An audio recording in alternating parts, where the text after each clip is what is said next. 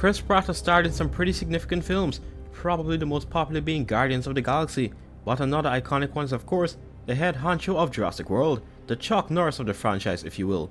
He manhandled a slightly bigger version of the thing that killed Nessie with just one hand and threw it aside, and has managed to maintain the lead role in his Velociraptor pack, even though he raised them from birth. I honestly can't see anyone else playing his character, and it's a tad bit sad we'll probably never see him again until the final season of Camp Cretaceous, possibly, but, and a big but, this man should have been killed since the first movie. Like, there were just some cases where he should have been torn apart or lie dead on the asphalt.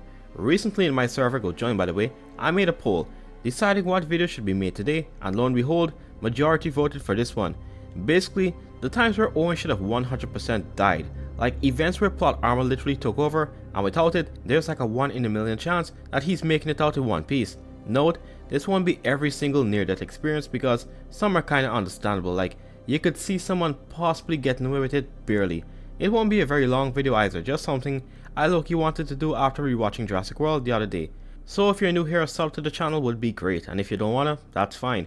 You watching this is alright enough for me. But without further ado, let's list the cases where I think Owen should have just been killed without any question.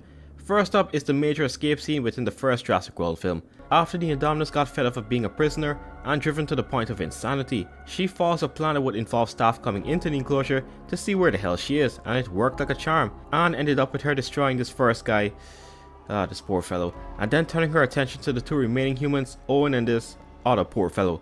Now, Owen outrunning the other two is a no-brainer, I mean, if we compare shape, but what I don't get is the hybrid coincidentally skipping over him. She knew that there would be people hiding within the range of the vehicles, or at least predicted that's where they would be. So she flipped over the first truck and did my guy dirty. Also, his faint crying didn't help much, but you know what else wouldn't have helped that much? Pouring some brake fluid on himself, or at least I think that's what it is. I've smelled brake fluid before, and it, to me, is a terrible yet addictive smell, like gasoline but on steroids. Or maybe there's just something wrong with me. Anyway, the point is, with all the unique genes within the hybrid, I'm sure she would have been able to know for certain that someone's under the vehicle. I mean, she's part T-Rex, animals who have stronger senses of smell than turkey vultures, and Owen, who is extremely sweaty with some cuts on him from sliding on the gravel under the car, would be noticeable. I don't think some brake fluid on your face and arms are just gonna mask all the sweat and few open, cuts on your body. Oh, X-Rad stuff, you're geeking. You just want to find any excuse to say he should have died. Oh, is that so? Well, what about when the Indominus found both him and Claire in the rundown center? Mind you, she saw them. She knew they were right there. Alright, I'm getting worked up for nothing. But you can't tell me plot armor didn't come in to save the day. I know that she's a hybrid that likes to kill for seemingly fun apparently, but why has she killed everyone else straight up but then suddenly decided to surprise attack them from another angle? She could have easily killed both of them right there, and I refuse to believe otherwise. So Owen has already given up 2 lives. Let's see what else he shockingly survived. I was gonna say him not getting slimed by his own raptors, but this is something that's somewhat believable if we assume they behave a lot like other social animals like dogs perhaps. From experience, I've been in a situation once where a dog I knew for some time would get aggressive out of the blue occasionally. Wasn't my dog, but we knew each other. The dude backed me up against some razor wire, and I was fully prepared to be that toddler versus pitbull meme. The dog wasn't a pitbull though, so no dog hating comments, please. I started talking to him all soft and the dude calmed down enough until someone came for him. Anyway, but the next thing he shouldn't have made it in is a whole movie jump away during Fallen Kingdom. Now, there's a few here that a lot of you overlooked. The first one is the lava scene.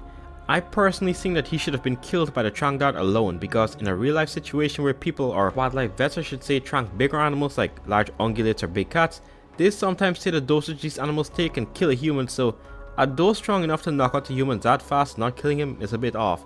But I'll let that one pass. Maybe it was underdosed, which is a real thing that led to some vets getting killed in real life actually. The scene with the Sinoceratops was a in-between. Do you guys really think that Ceratopsian missed twice? I know they are domesticated, but after sensing impending doom, lava, I don't think it's gonna care about a 200-pound human beneath it. So at least 8 out of 10 times, Owen should have gotten crushed, and then double it and give it to him again when the thing is just walking away. But of course, the main reason I chose the scene was him not getting turned to ash. Not only is he still paralyzed for the most part, but it's a narcotic strong enough to keep a raptor down for much longer. Yes, external stimuli does play a part in waking up, and molten lava just 6 feet away will feel like your skin is searing even though no contact is made.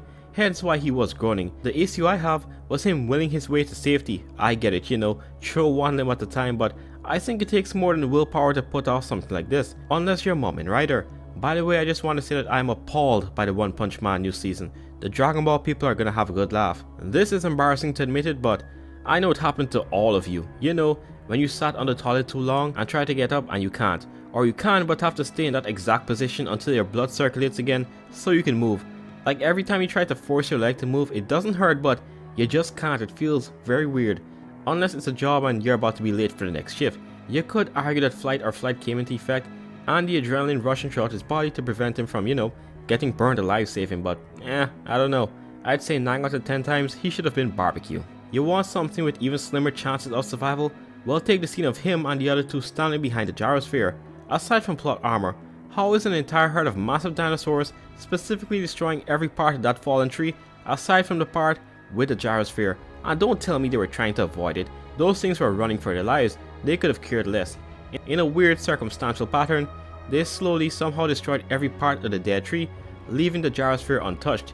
Hell, it barely even moved. You trying to tell me in a real life situation they wouldn't have been crushed or sent flying after a sauropod or any other large herbivore just runs into the giant hamster ball and slams it into them? Coincidence? I think not. And what is this? I know of near-death experiences. Not advocating for anything in any way, please do not be an idiot on the road and risk putting yourself or others in danger. But when I was a bit younger and a lot more stupid, which wasn't that long ago, there were times where I went on drives with no lights, or the roads didn't have any lights. It was a unfamiliar area, whatsoever, being an idiot with my friends. And there were instances where I took this too far, and by God's grace I didn't end up wrapped around a tree. But that's more believable than Owen not getting bit in half right here. Rexy closes her mouth so fast that it almost looks as though Owen still is in her mouth when they did the effects. Later on in the movie, Owen of course has multiple interactions with the Crashwood hybrid. Multiple scenes he should have died, but I believe there's some chance of him surviving some. Not this part though. The part where he just shoots the Indoraptor and it stands there and waits until Blue comes in is just for the film's sake. You might be seeing that there are more near-death experiences with him and the Indoraptor, but the reason I chose this one is based on almost every single wild animal attack, or at least how they behave after getting shot and surviving while being in close quarters with the shooter. This is one of the main ways hunters die. Their game doesn't die from the first shot or shots, and it's close. And before they can fire the killing blow, the animal closes the gap and kills them first. And when these things are shot, they can see you. They don't just stay there and, you know, let the rage build up. The first thing they're going to do is retaliate in a split second. So after the Indoraptor got shot, it should have almost immediately switched Owen without trying to aura farm until Blue came in to save him. It does the same thing just before Owen dies too. Like, Owen was the target and is trained to immediately without fail kill whatever the laser's pointed at. Yet, after having a clear opening to, you know, kill him, it just stands there for so long, or farming until Blue comes in again to save Owen. So, like, if Blue hadn't come in for 5 minutes, would it just stare at him for the 5 minutes? Weirdly enough, the last film with Owen Grady has even fewer events like these. There are definitely some scenes where he should have died, but instances where I think he should have 100% or at least 90% died, they aren't that common. If it isn't obvious, I'm going to start with the plane crash. Look, I may not be an expert on planes or big machinery in general, but shouldn't that thing have, like, exploded? I've seen clips of planes exploding after landing in much more soft areas, and no, I'm not talking about water. Shouldn't those massive packs of ice hit a few things and then, you know, a fire would let it rip? I mean, the engines were already up in flames, so yeah. Anyone who's good at this sort of stuff, you can let me know in the comments, but aside from that, the sheer force of them crash landing on that angle should have reduced them to mist. The laws of inertia were turned off for this scene. You cannot come to such an abrupt stop in a position like this and still be intact, but hey, let's say they survive this. How do they not die after the murder macaw shows up? You're probably thinking I'm gonna say the raptor should have killed them, but nope. Well, yeah, it kinda should have, but even more so is hypothermia, or cold shock I should say, where the muscles spasm uncontrollably due to such drastic changes in temperature. I don't think even he, the macho man of the franchise after Malcolm and Grant, could have moved that quickly and not get caught by the raptor. Survivability for this entire scene has got to be like 5%. The plane crash alone should have ended things. It's not as though it just did a skid across the ice. It crashed dead center, looking like something I'd have to calculate in mass. Next up is a short one, but either Owen has the reaction time of a fly when I just want to eat my damn Panda Express, or they really didn't want this guy to die. My man dodged the attacks from two of the fastest carnivores in the trilogy, aside from the various raptor species. This was literally a dodge and weave from the Allo to the Carno, then to the floor.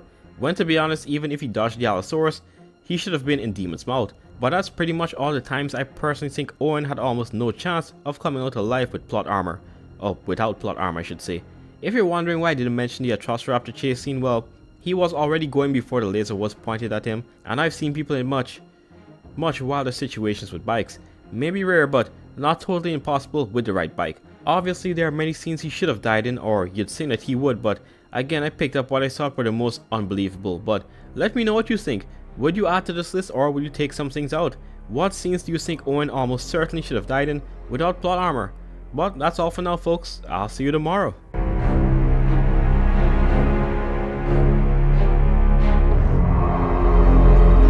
Really cool maneuver. Pleurodon would add another brutal advantage. Massive jaws crammed with teeth. It has to break that carcass.